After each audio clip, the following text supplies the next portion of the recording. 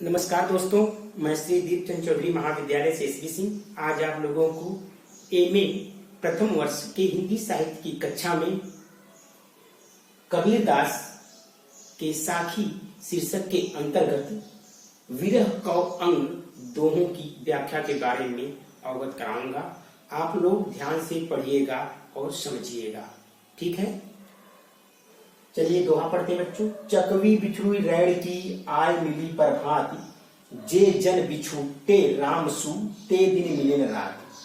शब्दार्थ देख लीजिए। चकवी एक पक्षी होती है, बिछुड़ी मतलब बिछड़ जाना, रैण में तो होता है रात्रि में, आय मिली प्रभात, जे जन, जन में लोग होता है, जन का मतलब लोग होता है, बिछुड़ मतलब बिछुड़ गए, अलग हो गए, ते दिन मिले न रात।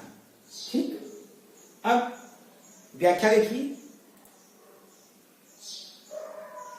कबीरदास जी कहते हैं कि रात के समय अपने प्रिय से बिछुड़ी हुई चकवी प्रातःकाल होने पर अपने प्रिय से मिल गई, किंतु जो लोग राम से अलग हो गए, विलग हो गए और राम नाम से अलग हो गए, राम नाम का जाप स्मरण नहीं कर रहे हैं, वे न तो दिन में मिल पाते हैं और न ही रात में, अर्थात वह इस सांसारिक मोह माया के बंधन में भटकते रहते हैं। ठीक, वह माया के वश में भटकते रहते हैं। आगे चलते हैं बच्चों, देखते हैं आगे कौन सा है। अब कबीरदास जी कहते हैं कि आत्मा परमात्मा का अंश होती है, ठीक, भी माया आदि की दीवार के कारण अपने को अलग समझती है। उसका यह वियोग कई जन्मों से चला आ रहा है। ठीक, इस चिरंतर विरह की अनुभूति की झेलना कितना कठिन है, इसमें व्यतिरेक की व्यंजना तथा दृष्टांत अलंकार की व्यंजना परिलक्षित होती है। इसमें ईश्वर मिलन की आकुलता को व्यंजित किया गया है। यहाँ अन्य वियोगिनी को देखकर, अन्य आत्मा रूपी प्रियतमा की वियोगिनी को देखकर मन को ढाढ़स बंधाया जा सकता है, किंतु जब एक कामना पूरी हो जाती है तो दूसरे की तड़प का बढ़ जाना स्वाभाविक है। ठीक, यही है। ठीक, आगे चलते हैं बच्चों। दूसरा दोहा देखते हैं। बिरहिनी ओ भी पंथ सीरी पंथ बूझे धारी, एक शब्द कहीं पीव का कबर मिलेगे यार। ठीक, क्योंकि आत्मा, कबीर की जो जीवात्मा रूपी प्रियतमा है, वह विरह की अग्नि में जल रही है। क्यों जल रही है? क्योंकि वह परमात्मा रूपी प्रियतम से मिलने के लिए तड़प रही है और विरह रूपी अग्नि में जल रही है। इसीलिए कबीरदास के साखी शीर्षक का नाम है विरह कौ अंग। कबीर की जीवात्मा विरह से जल रही है, परमात्मा रूपी प्रियतम से अलग हो गई है और विरह रूपी अग्नि में जल रही है, तड़प रही है, धधक रही है। ठीक, आगे चलते हैं, व्याख्या देखते हैं इसकी। विरहिणी री उ भी पंथ में होता है रास्ता। विरहिणी वियोग की अवस्था में, पंथी बूझे झाए, एक शब्द कहीं पीव का, पीव मतलब प्रियतम, कबर मिलेंगे यार। ठीक है, कह रहे हैं, कबीरदास जी कहते हैं कि आत्मा रूपी विरहिणी रास्ते में खड़ी है, जीवात्मा रूपी विरहिणी रास्ते में खड़ी है। वह हर गुजरने वाली पथिक से प्रियतम का हाल पूछती है, परमात्मा रूपी प्रियतम का हाल पूछती है। क्या पूछती है? वह कहती है कि हे पथिक, हे राही, कम से कम एक शब्द तो बताओ कि मेरे परमात्मा रूपी प्रियतम कब आकर मुझसे मिलेंगे। इस साखी में पंथ जीवन पथ का एक सूचक है। उसमें गुजरने वाले पथिक साधु महात्मा हैं, जिन्हें परमात्मा विषय में पूर्ण ज्ञान है। वे ही विरहिणी की दशा को देखकर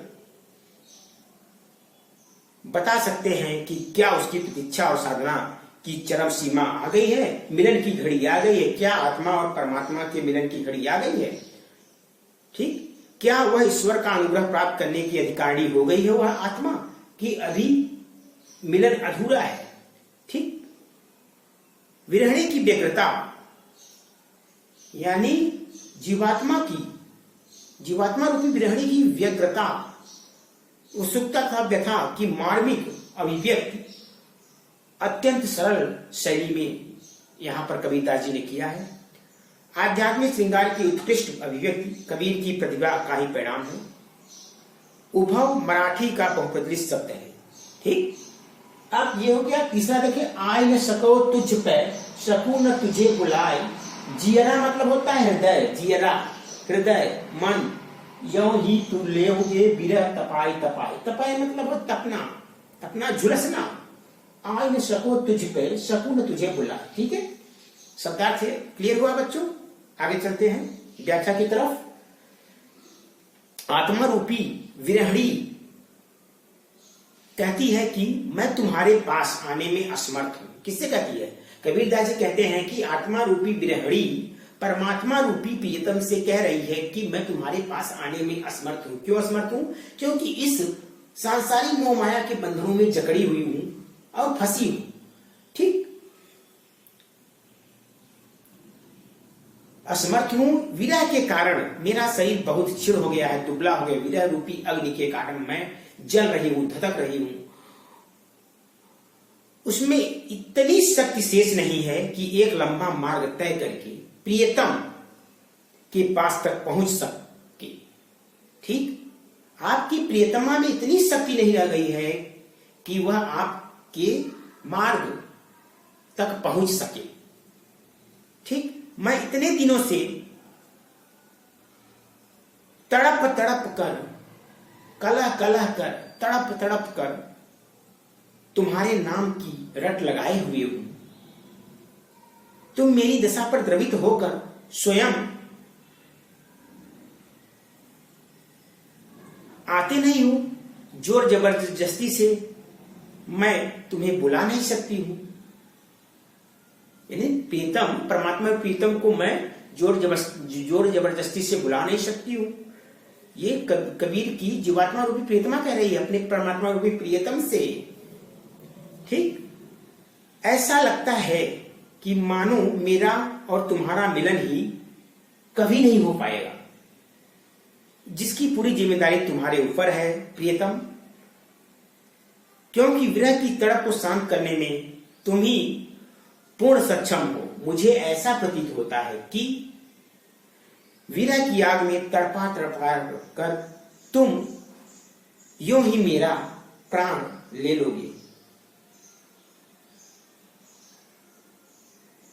इस साखी में प्रीतम के प्रति उपालंब यानी परमात्मा रूपी प्रीतम के प्रति उपालंब तथा जीवात्मा की सीमित शक्ति की अभिव्यंजना सरस शब्दों में की गई है।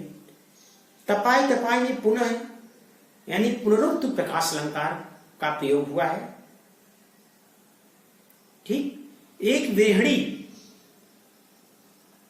की मार्मिक वेदना, एक जीवात्मा रूपी विरहणी की मार्मिक वेदना परमात्मा रूपी प्रीतम से करुण पुकार के रूप में व्यक्त हो रही है, या करुण पुकार के रूप में रुदन क्रंदन कर रही है कि हे प्रीतम अब तो आ जाओ, मेरा उद्धार कर दो।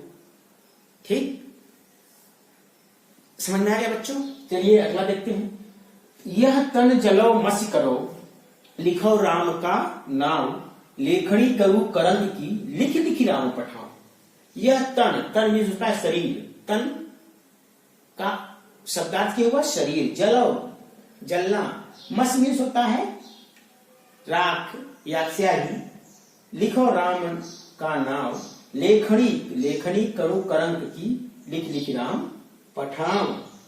अब देखो बच्चों आगे, यहां पर कबीर दास जी कहते हैं कि आत्मा रूपी विरहणी की इच्छा है कि वह अपने शरीर को जलाकर मस यानी भस्म बना दे, यानी राख बना दे। वह अपने विरहणी विरहणी जीवात्मा रूपी विरहणी अपने शरीर को जलाकर भस्म या राख बना दे और उसके प्रज्वलन से निःसृत, उसके प्रज्वलन से निकला हुआ धुआं स्वर्ग तक चला जाए। इस धुएं को देखकर कदाचित भगवान अपनी प्रिया, अपनी प्रियतमा, अपनी प्रेमिका के ऊपर कृपा दृष्टि बना दे और अपने प्रेम की वर्षा से उसकी ज्वलनशीलता को शांत कर दे। इस साखी में कबीर दास जी ने आत्मा की तीव्र मिलन की उत्कंठा, यानी जीवात्मा रूपी प्रियतमा की तीव्र मिलन की उत्कंठा, जिज्ञासा तथा शारीरिक उत्सर्ग की अभिव्यंजना को व्यक्त करते हुए परमात्मा रूपी प्रीतम से मिलने की अति तीव्र जिज्ञासा को व्यक्त किया है। ठीक, प्रियतमा ने प्रीतम के पास जाने में अपनी असमर्थता का अनुभव जताया है। इस साखी में उसे एक उपाय सोच गया है। इसमें रूपकार की संयोक्ति अलंकार का प्रयोग किया गया है। जायसी ने भी यही बात अपने विरह भाव को नागवती के वियोग वर्णन में बताई है। ठीक, समझ में आ गया बच्चों? आगे चलते हैं। बिरह भुवंगम पैस करी किया कलय जय घाव, साधु अंग न मोड़ही ज्यों भावे त्यों खाव। ठीक, बिरह भुवंगम पैस करी किया कलेजा हृदय, साधु अंग साधु सज्जन साधु सन्यासी ज्यों भावे त्यों खाव। ठीक, अब इसकी व्याख्या देखिए। कबीर दास जी कहते हैं कि विरह का सर्प, भुवंगम में होता है सर्प, विरह का सर्प, विरह रूपी सर्प शरीर के अंदर निवास कर रहा है, जिस पर किसी तरह का मंत्र, जादू टोना लाभप्रद नहीं हो पा रहा है, अर्थात लाभदायक नहीं बन पा रहा है। ठीक, इसलिए राम से वियुक्त, इसलिए राम से विमुक्त या वियुक्त आत्मा जीवित नहीं रह पाती, और यदि जीवित भी और यदि जीवित भी रहती भी है तो वह पागल हो जाती है।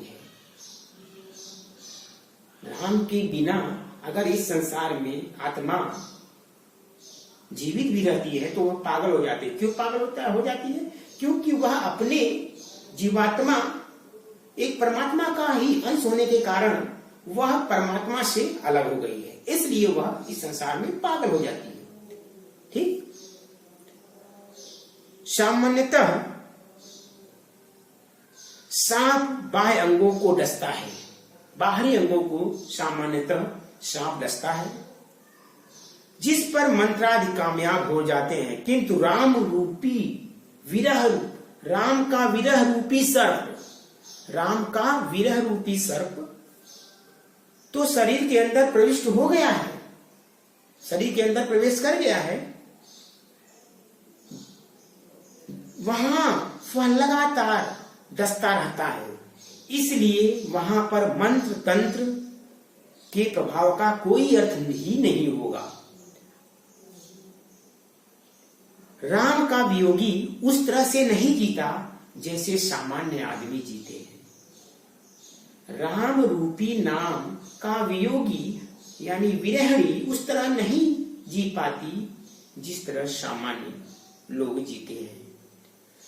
वह तो जीवन अमृत हो जाता है, वह तो जीवन अमृत अर्थात जीवन रूपी अमृत में घुल जाता है। उसके व्यवहार भी संसार के व्यवहार से मेल नहीं खाते, इसलिए उसे पागल समझा जाता है। यहाँ पर कबीरदास जी ने सांग रूपक अलंकार का प्रयोग किया है। ठीक, कबीरदास जी की जो भाषा होती है बच्चों, सतुक्कड़ी भाषा। ठीक, सतुक्कड़ी भाषा किसने कहा है? आचार्य रामचंद्र शुक्ल ने सतुक्कड़ी भाषा कहा है, नाम दिया है। और पंचमेल खिचड़ी नाम दिया है श्याम सुंदर दास ने। ठीक है, समझ में आ गई? ठीक, आज के लिए इतना ही बच्चों। उम्मीद करता हूं कि आज जो मैंने साखी के विरह अंग की व्याख्या के बारे में आपको अवगत कराया और सरल शब्दों से व्याख्यायित करते हुए, सरल व्याख्या के लिए सरल शब्दों का अर्थ बताते हुए सरल और व्यवहारिक रूप में व्याख्या को आप लोगों के सामने बताया। ठीक है, आज के लिए इतना ही बच्चों।